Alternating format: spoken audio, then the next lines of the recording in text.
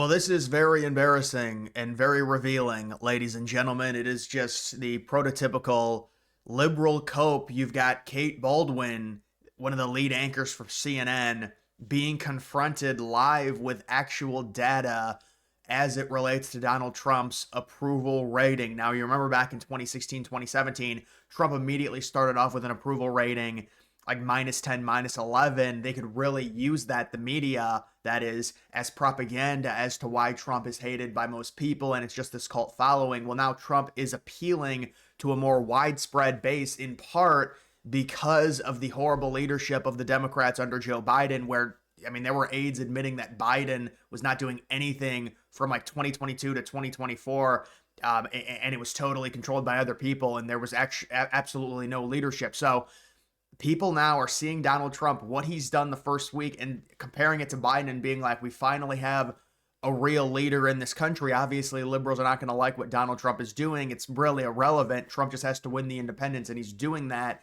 And that's why he was able to win the election, win the popular vote, win every single swing state.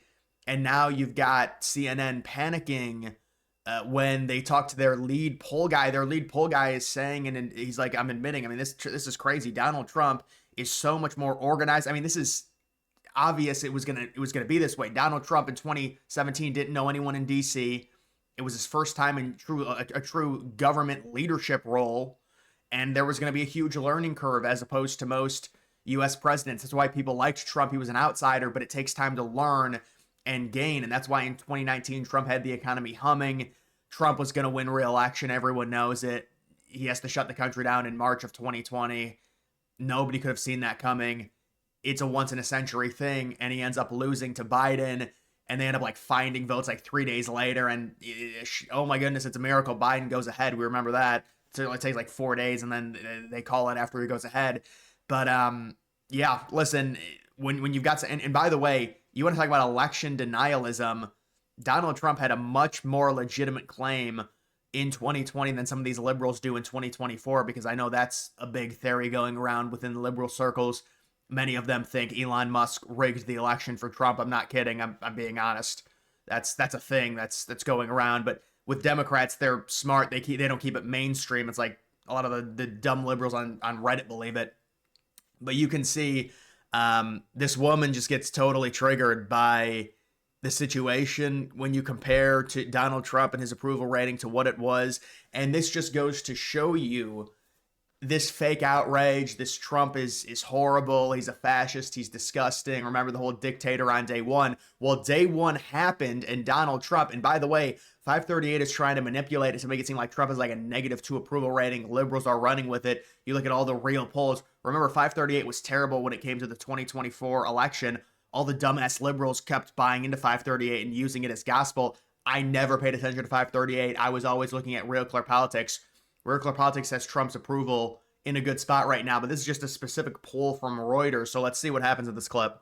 This is a very different Donald Trump. He's leading a very different administration, the way he's attacking things, and the American public is very much more in line with him than they were at any point during his entire first term. And by the way, that's not a controversial statement, right? Donald Trump is doing a lot more and propagandizing it better to the American public to show this is what I'm doing rather than his first term. And also him coming into power, everything he's done within his first week compared to 2017, it was always going to be better, more efficient, just an upgraded version of his 2017 self, because now he has 4 years of experience and he's been through this once before. It was always going to be improved. So this is not this crazy, but this woman is so triggered by Trump, you can't say anything positive about him.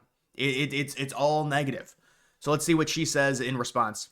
Well, I would say, correction, this is not a very different Donald Trump. This is a very different Donald Trump as being viewed by voters in this. In the way he's going about things with Susan Wiles leading things, I think he is, going at things in a much less disorganized fashion, much more organized. Take me back in history.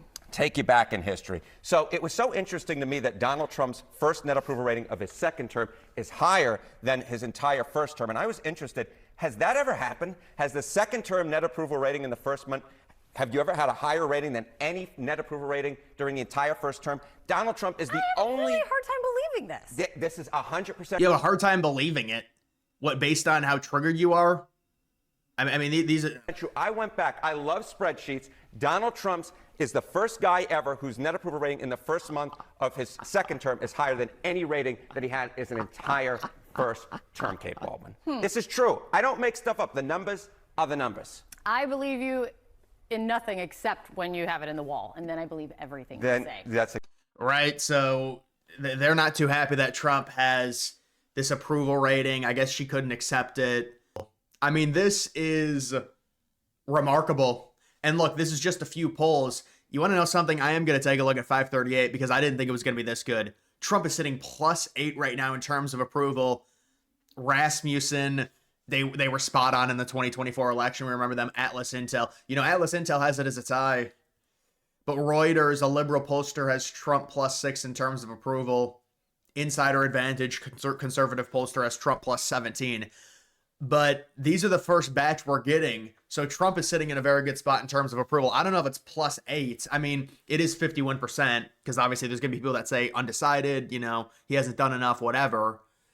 I think this could go up. I mean, obviously when it comes to like the honeymoon period, we get it. People wanted change. Trump won in a pretty shocking fashion, which kind of, it just shifts the country a little bit.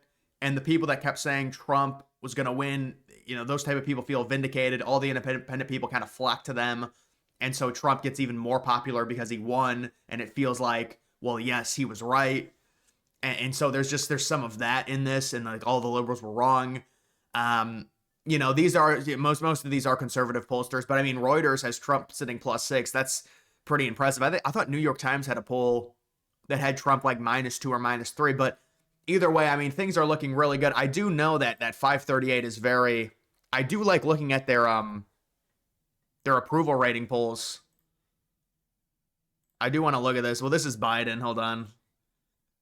Biden ended up finishing, wow. So Biden did end up finishing +20 in terms of disapproval. Because it seemed like it was improving a little bit because it was really bad. It got down like 35% approval rating. I wonder if they have Trump's approval. Yeah, see, they have Trump sitting. I mean, I don't know where these polls are from. Unfavorable. Oh, this isn't an approval rating. This is just favorable versus unfavorable. So I guess they do not have Trump's approval rating yet because there's not enough polls, I would imagine. This is not approval. It's just favorability, which honestly, you know, if he's unfavorable +1, that's phenomenal. You'll take that 100%. Just for example, I mean, Trump was obviously going to be the Republican nominee even before the Iowa caucus, and Trump was sitting +9 in terms of, or -9 in terms of a favorability. And that was when he was going to be the Republican nominee. I mean, even going, I mean, he at this point, he's like up in all the polls. And then obviously Trump wins the election and his favorability goes up. J.D. Vance's favorability. Oh, here it is. No, never mind. That's not it. J.D. Vance is sitting +4 unfavorable.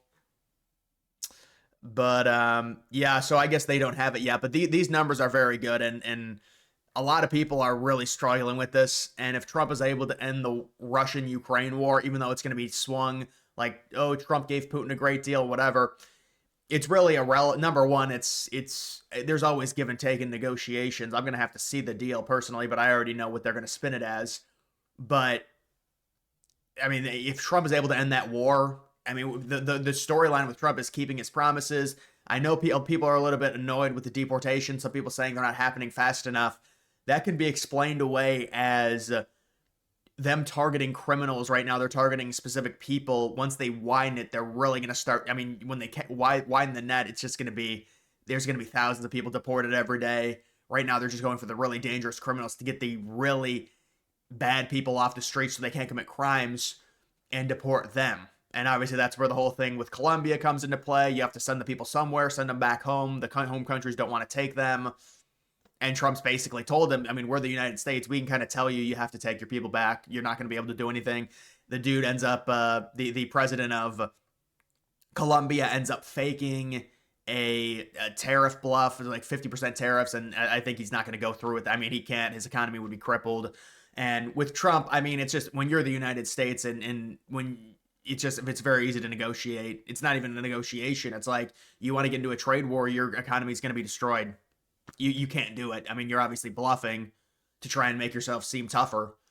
And that's the type of stuff, that's the type of leadership that the United States has wanted, and that's why Trump's approval rating is sitting very high. Now you could say, well, it's honeymoon, we'll see, but there are things that Trump can do, like following through with the deportations, like ending the war between Russia Ukraine. I think Israel Palestine's a lot more complicated on a number of fronts, just in terms of who most Republicans support. I mean, you would think, I mean, most conservative, just core people, establishment Republicans certainly support Israel.